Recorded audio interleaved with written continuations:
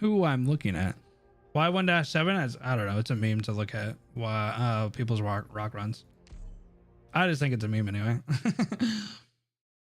All right, because we're gonna jump into IW-9, right? Let's see. So we have SilverAsh at the beginning. We can see that SilverAsh is a very useful unit here. Myrtle's gonna go up for that DP generation off to the corner there. Pretty good spot for Elysium and Myrtle, so they can kind of like capture anybody in the middle there. SilverAsh is gonna do most of the work here. His AoE is quite done well. Thorns is gonna be faced towards the actual dragon Blaze as well, just to help out.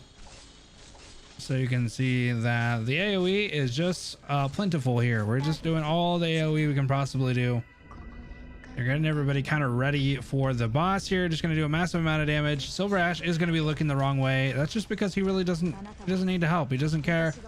He's kind of got his own sights on Tarag, and he's just doing his own thing. So we do have Chin Ultra out, and we just kind of getting everything ready. It does look like Thorns is just kind of doing his own thing, and everybody else is kind of sitting there hanging out.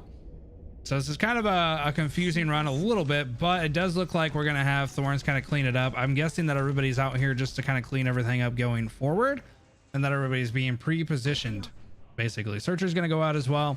SilverAsh, again, you know, he's got bigger things to do. He's actually on his laptop currently kind of emailing Gnosis on what's kind of going on, and you know, he's here because he has to be, you know, whatever, but you know, he's got other stuff to do. He can't be bothered to be sitting there fighting big old dragons, you know what I mean?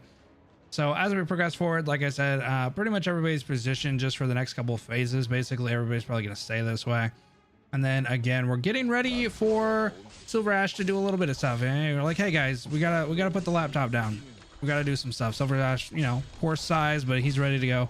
Smack his sword around a couple different times. He doesn't complain too much because, you know, whatever. But you can see that Blaze actually missed a couple of those flames. I don't think it's going to make a big detail later on because we have Searcher and Thorns ready to go.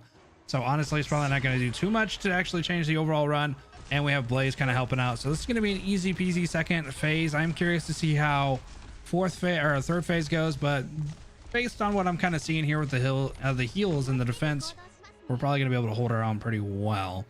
So moving on to the next thing, you can see that this run is actually not going to change probably mostly at all, basically just because everything's already kind of set up. We're getting ready for the turkey that does 1,000,000 damage, or takes 1,000,000 damage rather.